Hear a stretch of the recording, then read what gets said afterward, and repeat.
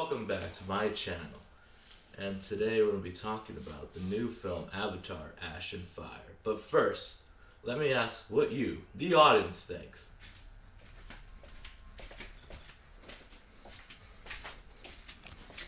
Hey, what do you think of Avatar Ash and Fire? I think she liked it.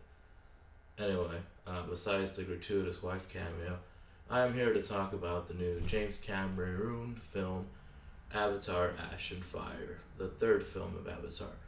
Now, you've been following James Cameron. This man has been doing nothing but Avatar for the last, 10 years. But whatever. This has actually been the least amount of time between Avatar sequels. Between um, the first Avatar and The Way of Water was 13 years of waiting for the Papyrus Font movie. Fuck that. Now, if you know me, I am a fan of James Cameron's earlier work. I feel like James Cameron like I do Peter Jackson. I enjoy some of the early stuff, but now it seems like they're more in love with the art of filmmaking than the actual film. And I'll see what I mean by that. The movie stars Zoe Saldana, Sam Worthington, and Stephen Lang, which actually my favorite Stephen Lang role is the blind man from Don't Breathe and Don't Breathe 2, which you should check that out if you're a horror fan.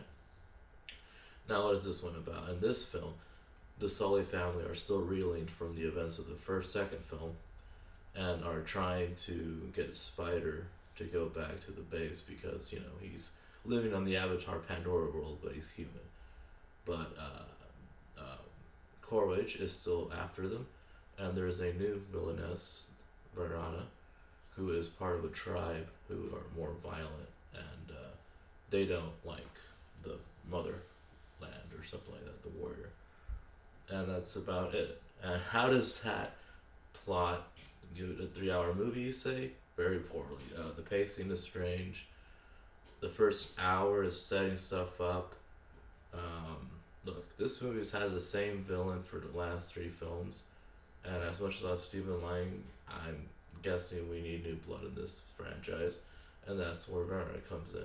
She is a Na'vi of a tribe that, like I said, they live by fire, because to them that's the one true thing. They don't trust in the mother goddess because they called out to her and she didn't come. So I guess this movie is showing the conflict between that.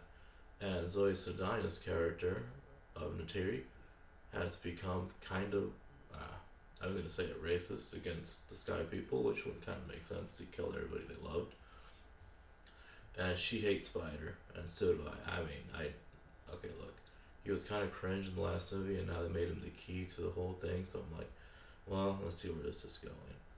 And Stephen Lang gives, like I said, a great performance. He's basically now a Na'vi, kind of like how Jake is. He's basically the bad part of Jake, because Jake, when he became Na'vi, he learned their culture and said that. And Stephen Lang's character, Cordage, doesn't want to do that. He wants to remain a soldier, so I guess there's that. There's that kind of dichotomy, which is good. Actually, they spent half of this movie trying to capture Jake, but they end up just letting him go to help save Spider. So if Spider wasn't around, Jake's kind of fucked, but whatever. Other than that, the visuals are probably the best they're going to be. Like I said, at this point, James Cameron is more focused on making stuff look visually pleasing. I mean, the movie looks good, but if you actually see what it looks like filming, it just looks like people in suits. The way they shoot these films is mocap, in-camera stuff. So all that's great. The technical stuff, you can't really go wrong. Like I said, story-wise, this film drags on. A lot of repeats. I swear to God, I feel like they were playing Way of Water at the end here. Some of the ending part was very similar. Jake and Courage go in the influx again. They bring back the big thing that Jake wrote in the first movie. So a lot of treading water.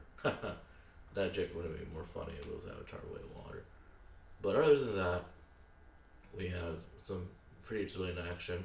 You can't say James Cameron doesn't know how to shoot action. There's the James Cameron tropes of snarky characters. I don't know. I'm not indigenous myself, so I really don't know how well and how authentic this is to indigenous people, the way their characters act. I guess it is, but really the only thing that gets Cameron away with it is they're not really natives. I mean, they're called Navis, well, they're just natives, but they're basically aliens. But you know, but to us, we're the aliens. But yeah. Oh, anyway, Jermaine Clement's in this film, and he plays a pretty good role. He's good in it. In the last one, he was just kind of dour, and here he actually does something, which is great. Great for me because I love that guy. Other than that, well, do I recommend the film? Sure, if you want to see a nice spectacle, go into it knowing that the plot's kind of okay, and we're definitely getting Avatar 4. James Cameron's gonna make Avatar movies for the rest of his life, and I have to live with that. So